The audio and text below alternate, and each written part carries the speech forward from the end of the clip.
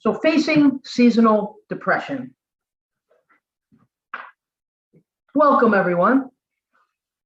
Thank you all for joining me today. I know there are still stigmas surrounding depression, but you are not alone. Depression affects more and more people each year. If we have not met, my name is Dr. Trish Murray. I am a physician, best-selling author, and the Health Catalyst speaker. And I love helping people feel better with natural alternatives. I am motivated to help each of you achieve better health and wellness with robust, proven, holistic solutions.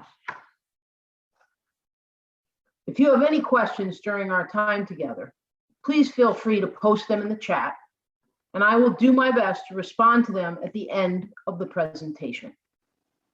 Before we get into the solutions, though, let's gain a better understanding of seasonal depression.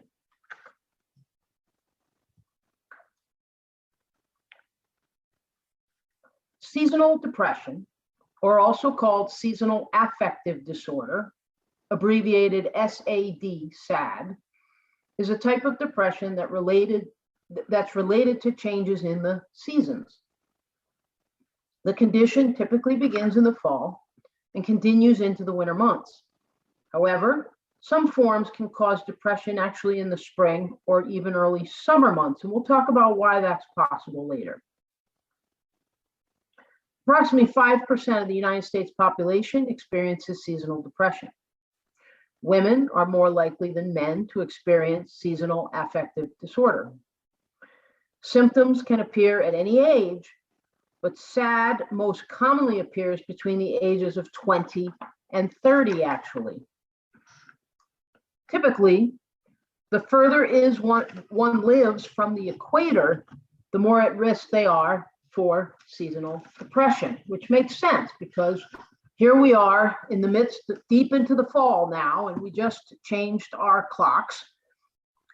So it's dark where I live in the White Mountains of New Hampshire at a higher latitude further from the equator, and it's dark at 4:30 in the afternoon. So we're deep into fall, we're not even in winter yet, and it is the time of year that we are most possibly likely to develop seasonal affective disorder due to the fact that our light circadian rhythms and the light is all thrown off. So let's talk about some common symptoms.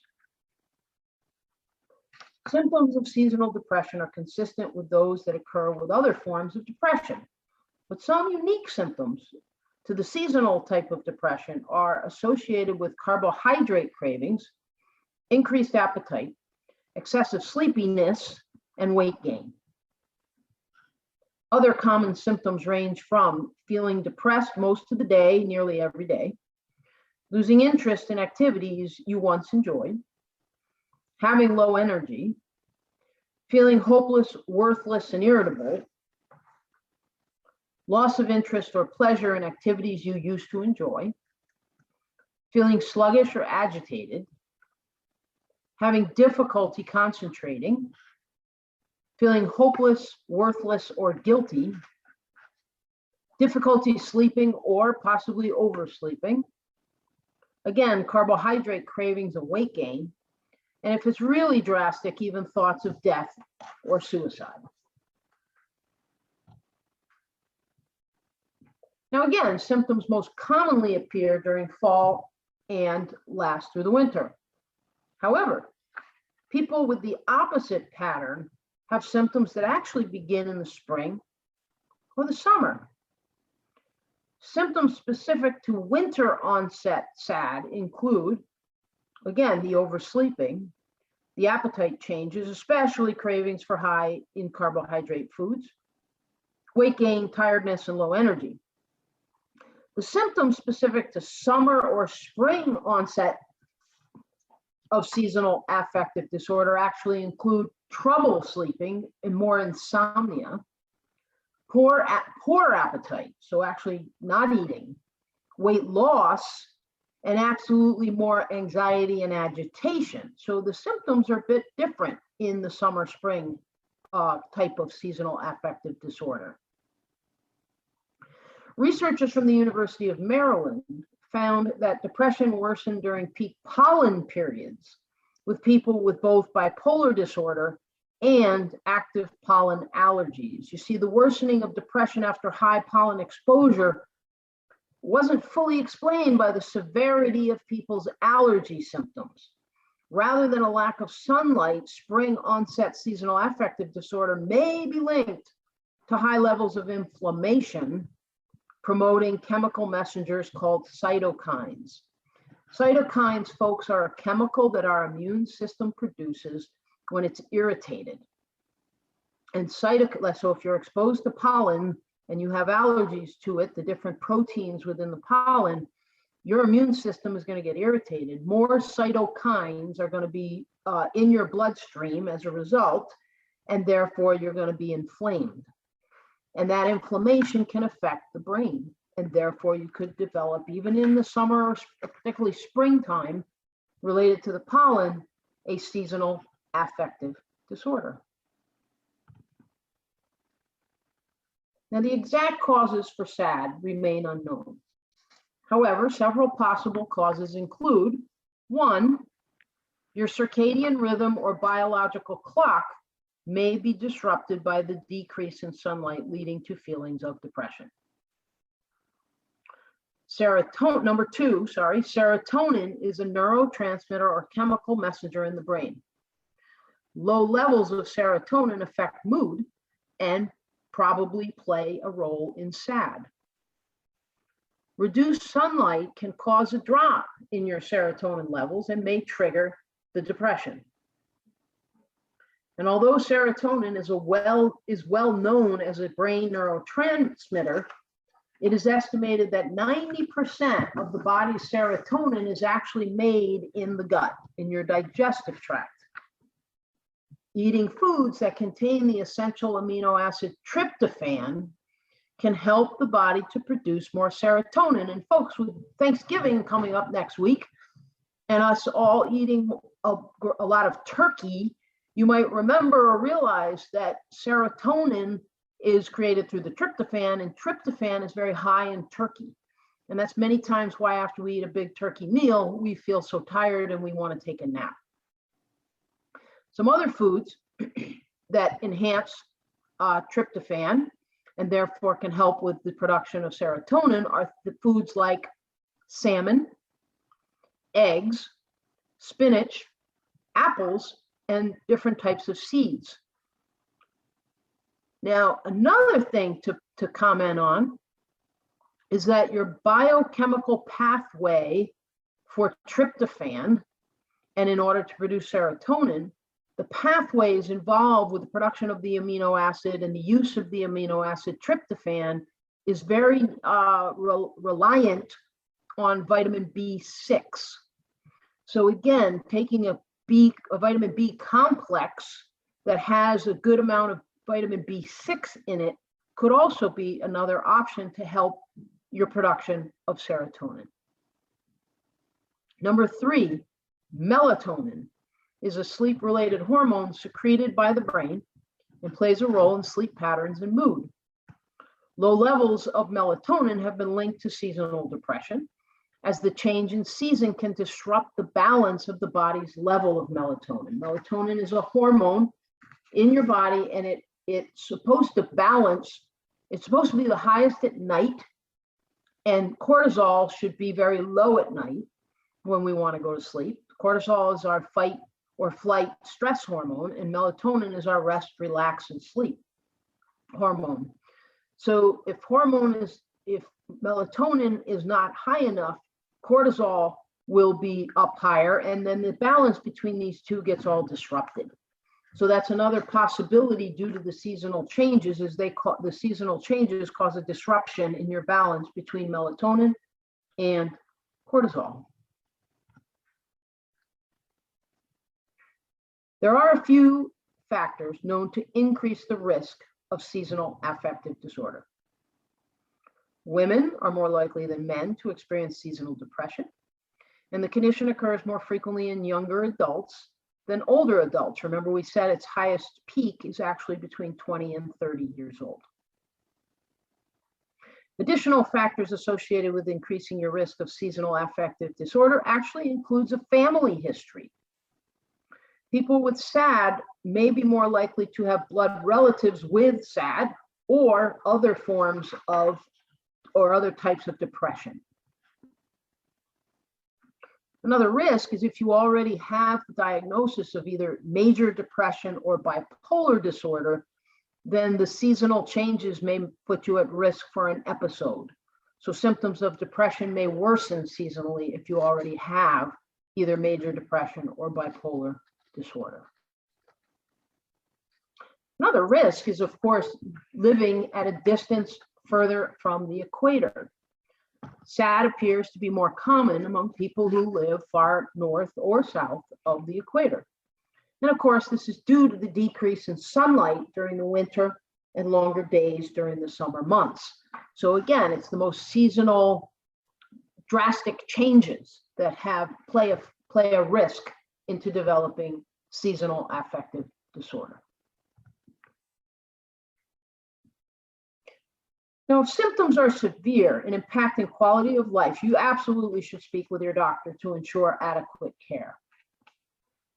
If you are currently on medication for any condition, talk with your doctor about adding natural remedies to help lessen symptoms. It's important to understand natural remedies are not necessarily considered cures. In most cases, users feel relief from symptoms with no adverse side effects, which is why natural solutions are preferred by many people. Traditional treatment for seasonal depressive disorder actually utilizes the use of phototherapy or bright light therapy. The idea behind light therapy is to replace the sunshine that you miss during the fall and winter months.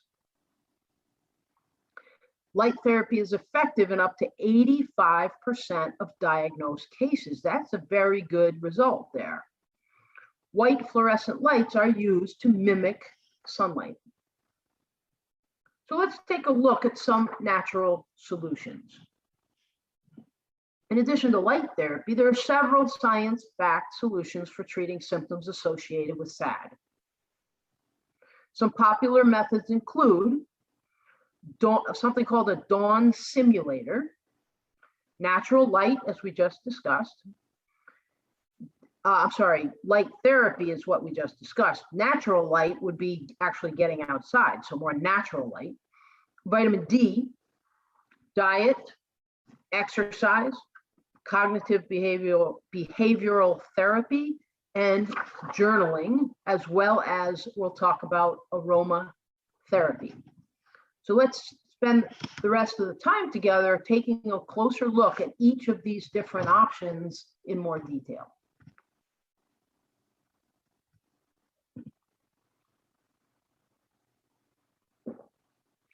Dawn simulators.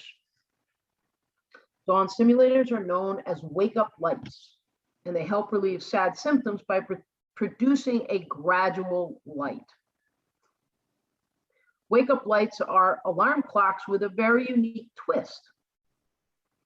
Instead of waking you up abruptly with loud buzzing music or buzzers, they simulate the rising sun by providing light that gradually increases in intensity. The emitted light actually starts out very dull and then gets slowly brighter over a 30-minute period prior to your wake-up time, and can be accompanied by gentle sounds such as rainfall or bird songs. Researchers have found that dawn simulators are just as useful as light therapy boxes for people suffering from mild SAD. Additional research has found that dawn simulators seem to increase athletic performance and enhance cognitive performance, as well as lift a person's mood. And I will post in the chat and also in our Discover Health Facebook group a link to an internet site that reviews various brands of dawn simulators and the site also lists the pros and cons of each design. So we will absolutely post that for you in our Discover Health Facebook group. Now, the other thing that's interesting, if you don't have a dawn simulator, actually, we don't have one in my home, but what we've been doing more recently is the alarm goes off, yes, and it is noise, and it wakes me up and my partner and my family. And then what happens is we go out in the main room and we don't turn on the overhead lights, the really bright, typical overhead lights. Instead, we've been turning on just a couple lamps that don't give off a lot of high, intense lighting. And we all move around our day and get ready for our day and interact, have our breakfast, cook our, prepare our meal and interact and then go in our rooms and get changed and so forth. And bottom line is we're moving around in a much lighter environment than the big overhead lights. And as we're doing that, the sun is starting to slowly come up. So at 6, 6:30, 7 o'clock, the sun is coming up and we have kind of risen with it rather than moving around in the really high, intense lighting. So it's sort of a similar idea to this dawn simulator type concept. Now, some of the benefits of wake-up lights include helping your body gradually stop the production of melatonin. Remember, melatonin is the hormone that makes you feel tired. Slowly stopping production before you wake up allows you to feel more refreshed when you get out of bed. Most users find it easier to get out of bed when they use a wake-up light as compared to a regular alarm that jolts you from sleep. Wake-up lights are ideal for waking up during the dark mornings of winter. When you're getting out of bed before the sun comes up, a wake-up light can help adjust your natural circadian rhythms, which direct the body's sleep-wake cycles. Many who suffer from SAD find a wake-up light can help to minimize their symptoms. Even if the tiniest ray of light is peeking through the clouds, folks, get outside. For those with seasonal affective disorder, getting out during the day as much as possible to take advantage of any sunlight is crucial. Even if it's cold, bundle up and try to get as much natural light as possible. Break up your workday with an early afternoon walk to soak up some vitamin D naturally. You are not likely to get enough vitamin D you need from the sun during the winter months. However, getting outside can help boost your spirits. In addition to getting outdoors, keep curtains and blinds open to let in as much light as possible. According to the University of Michigan Depression Center, the brighter the environment, the better. So folks, I can't say it enough, just especially in the winter, if it's cold, just bundle up and get outside every single day you possibly can. Now, vitamin D has been termed the sunshine vitamin and has been linked to depression when levels are low.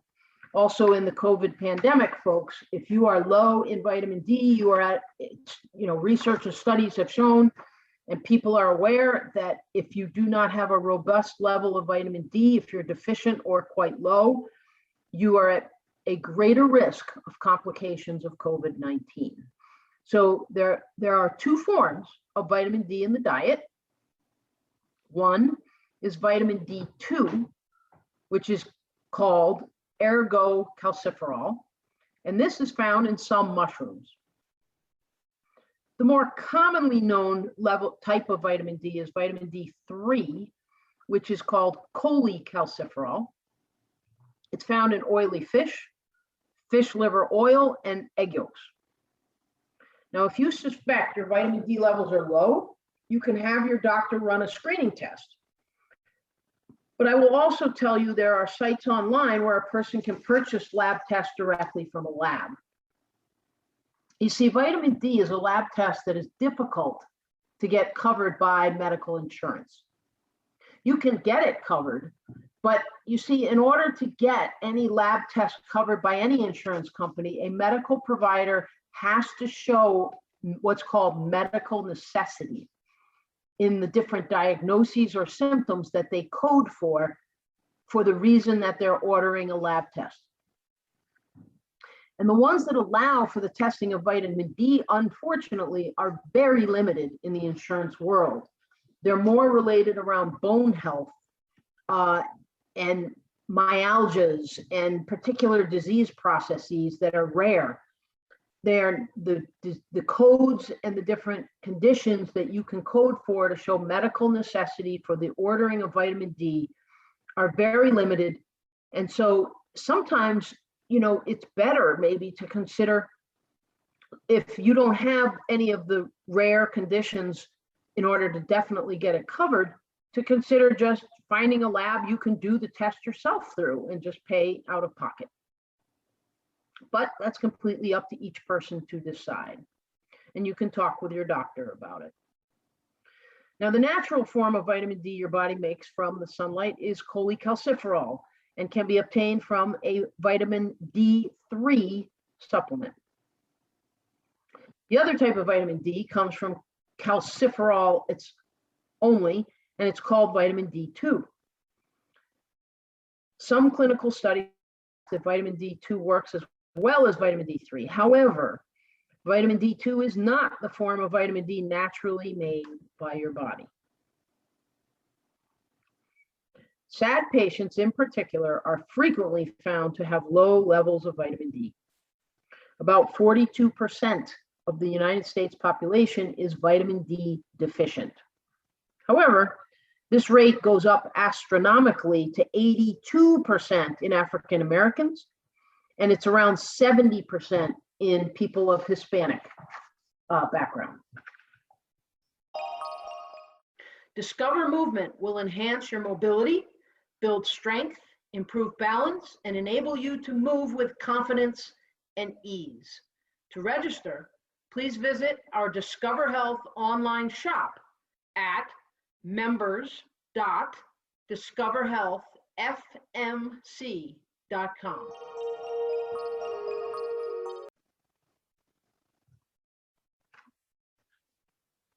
Now, vitamin D supplementation, a study published in the journal Nutrients showed participants who took vitamin D supplements experienced significant improvement in their depression.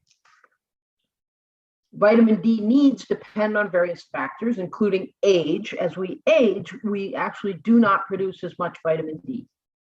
It also is dependent on race, as we talked about before.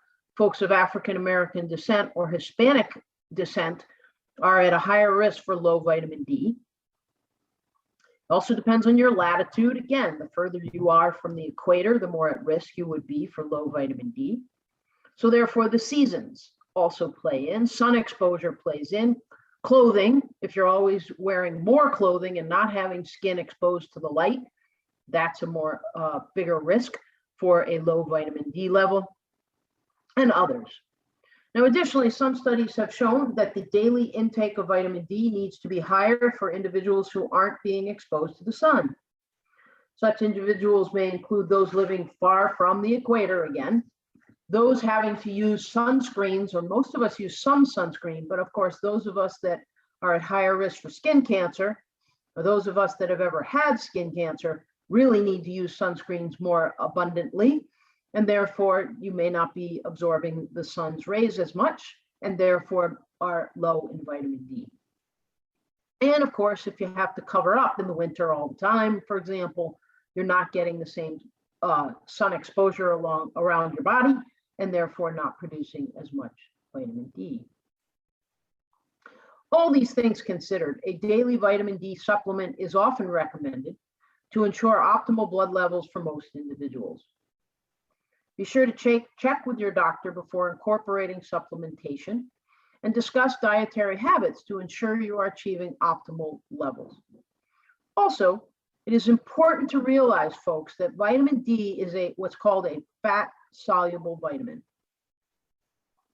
Now, due to this fact that it gets stored in your fat, it can be stored and build up in your body, and it actually can get to a too high level or a toxic level.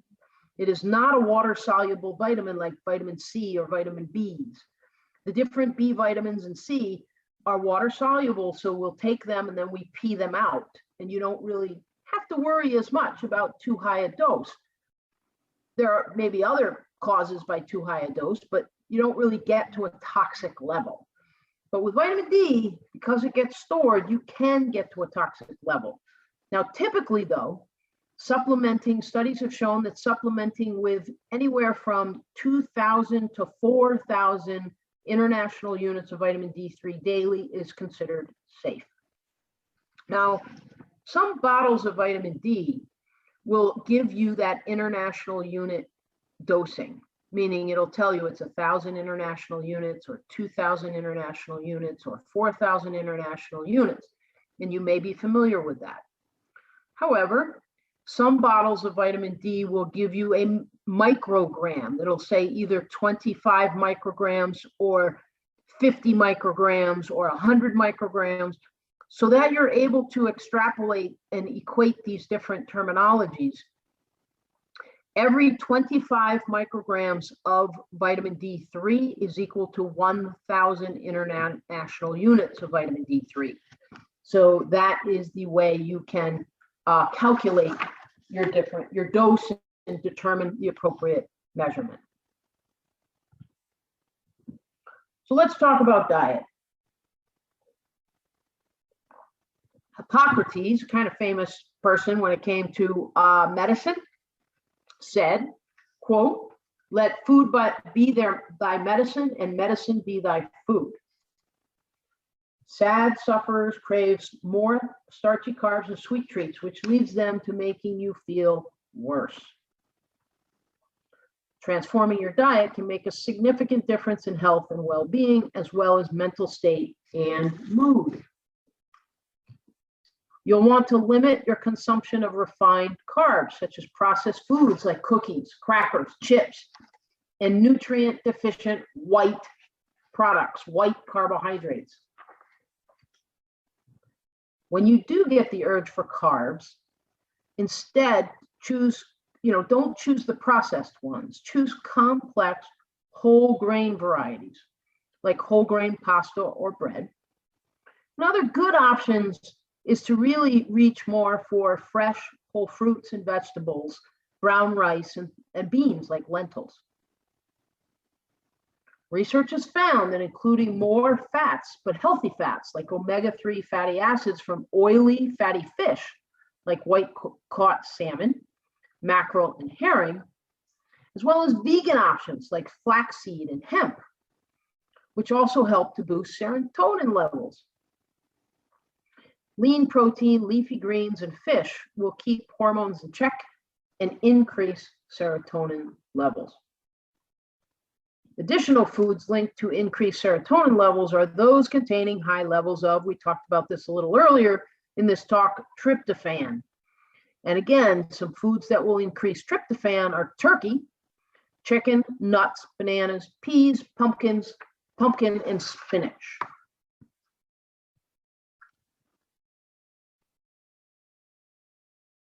Now, while there's a lot of different diets that have lofty claims of curing you of all sorts of ailments, one thing that stays consistent among them is the priority in whole, healthy foods.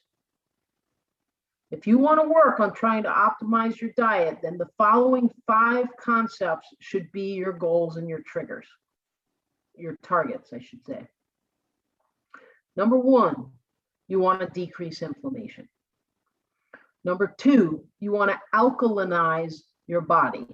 If you're familiar with the pH scale, which has to do with whether something is more alkaline versus if something is more acidic.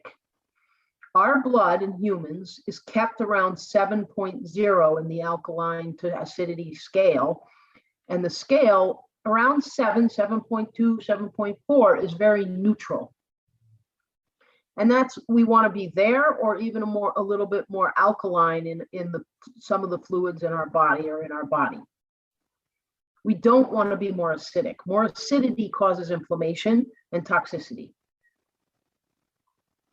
So we want our pH in our body to be higher and not low, like 5 and 6. You can also There's ways to even check your urine for its pH with a pH strip that can be checked to see if your urine is more alkaline or more acidic.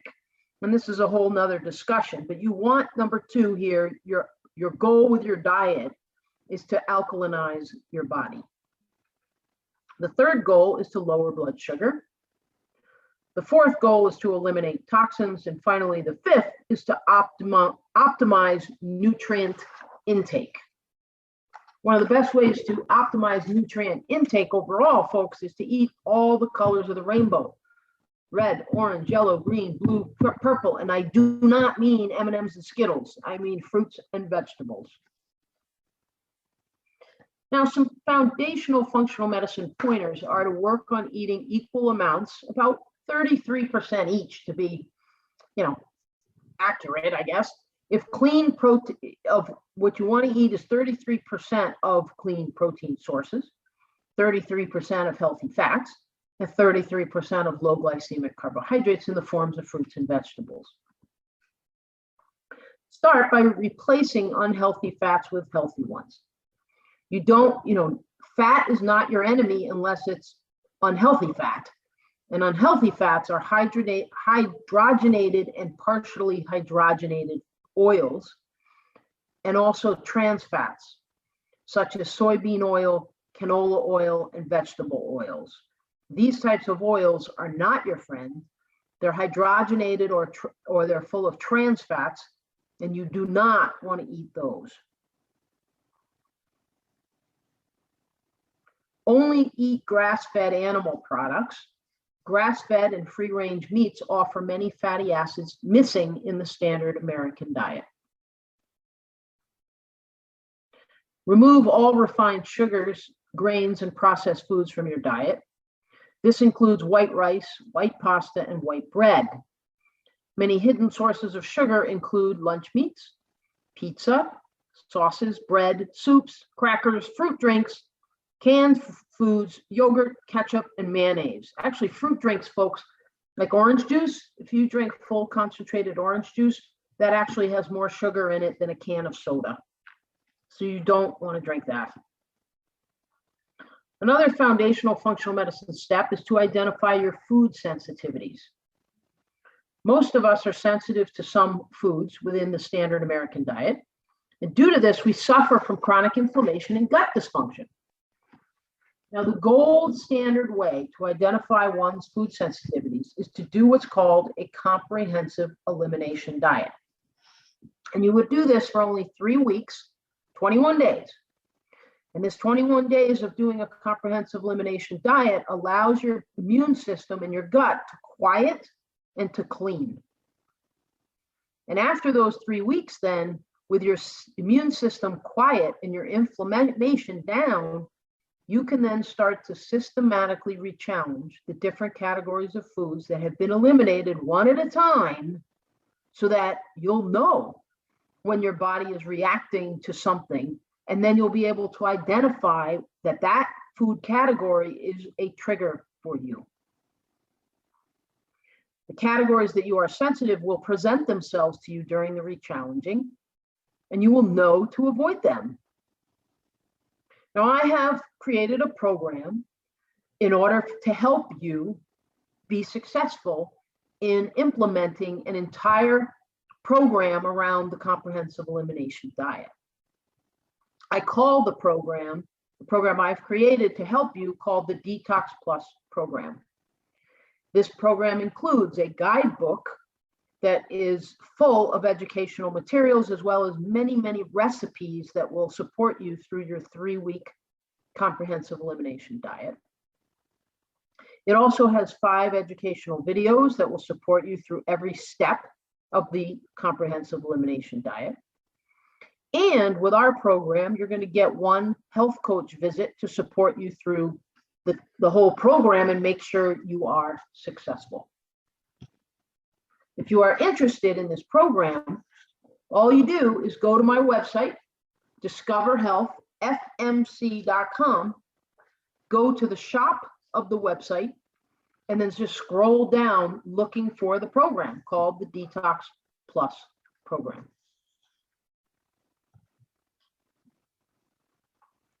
Now, regular exercise is a must for beating SAD. Trust me, I understand the struggle. It's tough enough to find the motivation to exercise when you're feeling your best, let alone when you're feeling out of sorts. However, exercise, folks, is something I must insist upon. Regular exercise has been proven to help with traditional depression as well as winter depression. You must move. Studies show that staying active increases the production of feel-good chemicals such as endorphins and, of course, serotonin. And this can help ease your depressive feelings and even improve brain fog. Research also supports consistency and frequency of exercise, that being consistent, being frequent, being diligent, making it a habit, doing it every single day offers the most positive effects for depression. Exercise is a long-term treatment, not a quick one-time fix. So folks, you can't be a weekend warrior. You've got to get up and you got to make time in every single day to do something related to movement, at least for about 15, 20 minutes, 30 minutes a day. It doesn't have to take hours. The key is to find something you enjoy that you'll want to keep doing. So let's talk about some options. Now, at one time in my life, I was a personal trainer and a competitive bodybuilder. So on my website, in the health library, if you go to the website, discoverhealthfmc.com, you go to the home page of the website, you'll see a menu that goes across horizontally across the top of my website, and you go to the category that says Health Library. Everything in the Health Library is free, and you'll look for one of the topics that says exercise videos. I offer a free level 1 exercise videos section on that area of the Health Library of my website. One of those exercise videos is all about daily stretching routine. Another is all about core strength workout. And the third is more about weightlifting strength training. Remember, each one of these is all rated at level 1. So they're very basic, straightforward exercises most anyone can do. Now, once you have done these and you've been doing them for a while and you're looking for the next level, we also have other levels. If you want more variety, what we've created online, it's all online. You don't have to come out of your house, and you can do them from anywhere in the world. The online program we have is called Discover Health Movement Membership. With this membership program, you get 3 classes per week. One of them is called Discover Yoga.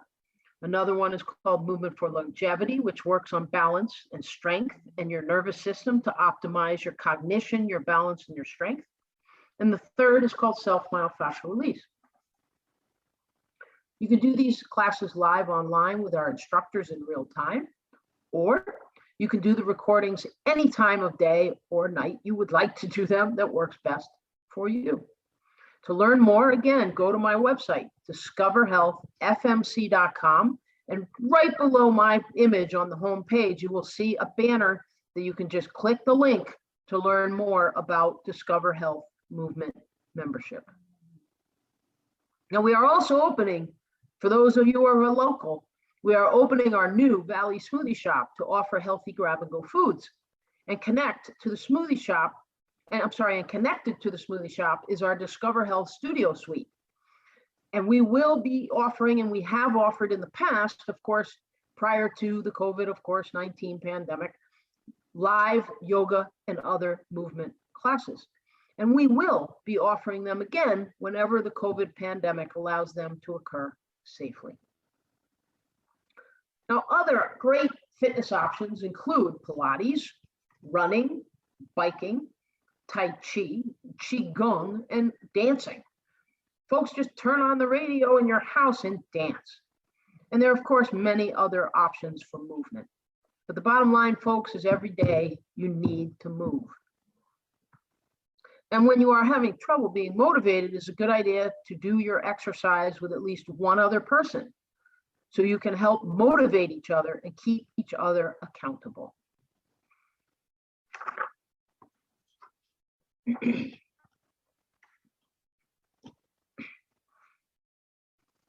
let's talk about a totally different concept called cognitive behavioral therapy. Research has found that cognitive behavioral therapy, or abbreviated CBT, may be useful for treating seasonal affective disorder. Cognitive behavioral therapy provides a hands-on, practical approach to problem solving. The goal is to change a person's negative patterns of thinking or behavior to change the way a person feels.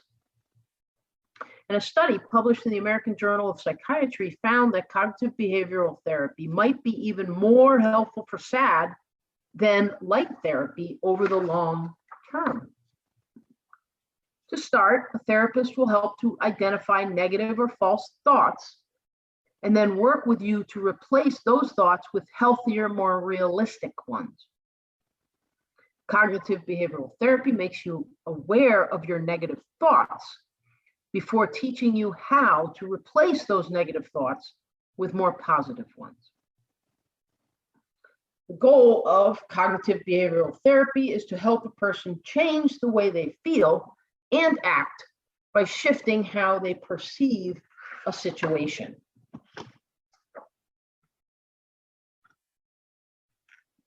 One of the most powerful things that can help somebody look at their perceptions and really get in touch with how they're feeling is to journal. Journaling can be a great tool for expressing thoughts and feelings, which can have an extremely positive effect on your mood and ease other SAD symptoms. Journaling helps you get to know yourself better and brings thoughts and feelings to the surface. You may discover you're worried about something you didn't even know was upsetting you until you start writing it down and exploring it. Journaling helps you to take control. For many suffering with depression, journaling helps individuals take an active role in treatment by empowering you to do something to help yourself feel better. This is the perfect opportunity to identify negative self-talk so that you can change it. Now, don't hold back when you journal. This is your space. Be honest, be free, open up and release whatever it is you're holding on to. Write regularly and for as long or as little as you like or you have time for.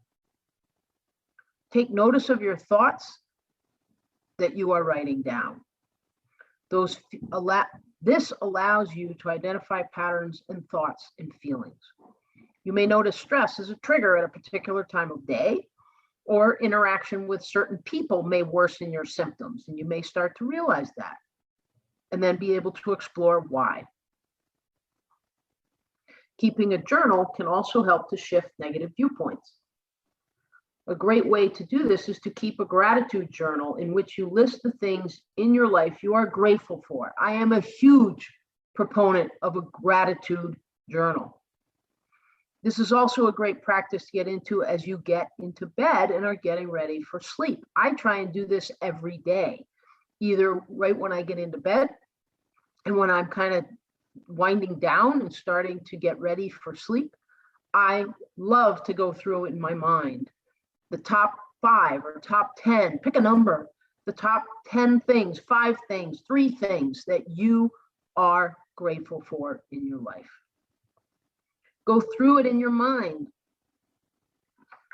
and encourage yourself to find all of those things and focus on what you're grateful for. It will make a huge difference in your life. Now, a gratitude journal can be particularly influential in those needing a boost. Gratitude journals have shown to lower stress levels, to help you feel calmer, especially at night. They will give you a new perspective on what is important to you and what you genuinely do appreciate in your life, and bring that to the forefront. Gratitude journaling will provide clarity on what you want to have more in your life and what you do not want to have more in your life. Gratitude journaling will help you learn more about yourself and become more self-aware.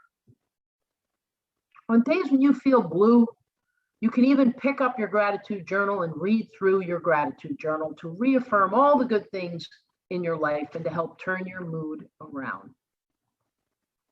So simply set aside a few minutes each and every day to write down a few things you are grateful for. And if you're not near a pad or paper, then just go through them in your mind. It still will have a positive effect. And lastly, let's talk about aromatherapy and essential oils. Essential oils are packed with potent plant compounds.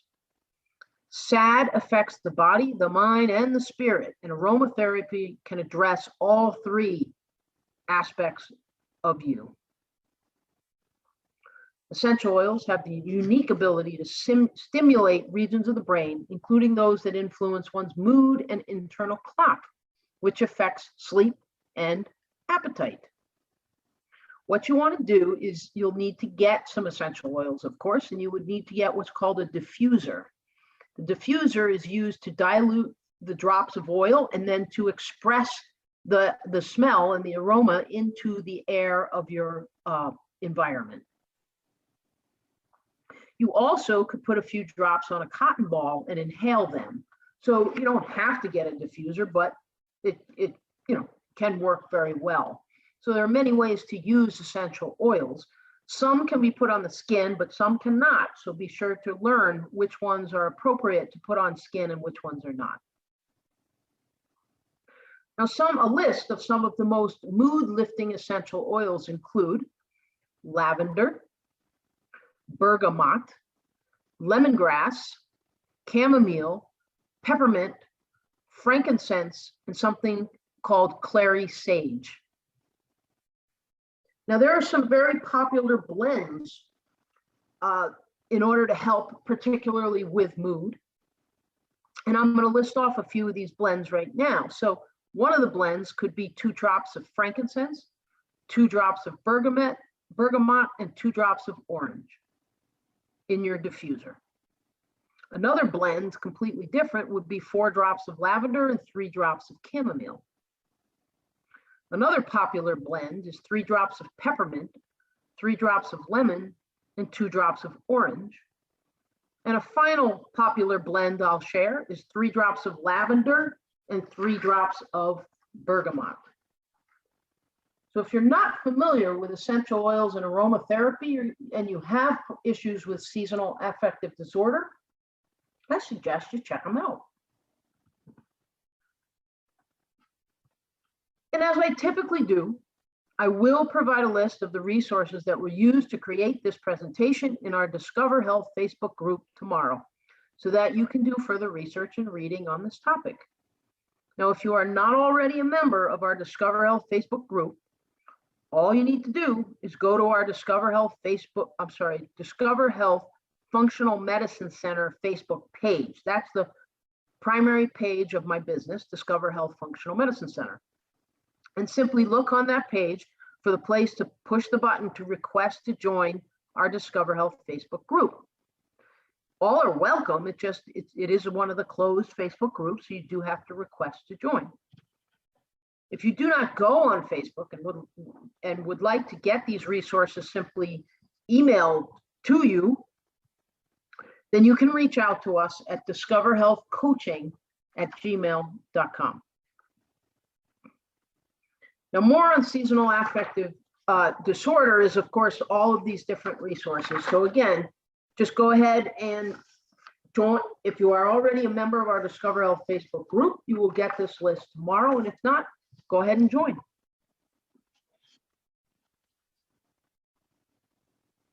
So thanks so much for taking the time to join me in this experience. This topic can be tough to talk about, but this group has been fantastic. I wish each of you the best on your journey forward. And of course, if you have any questions, please post them in the chat as you have throughout the presentation, or email us at discoverhealthcoaching@gmail.com. Our health coach, Trish Murray, monitors that email, the discoverhealthcoaching@gmail.com, and will address and talk with me, and we will come up with an answer to people's questions in order to support you. I am always here to support you. So thanks so much for coming and listening to today's webinar. And I'm going to stop the recording now and come on and answer anyone's questions.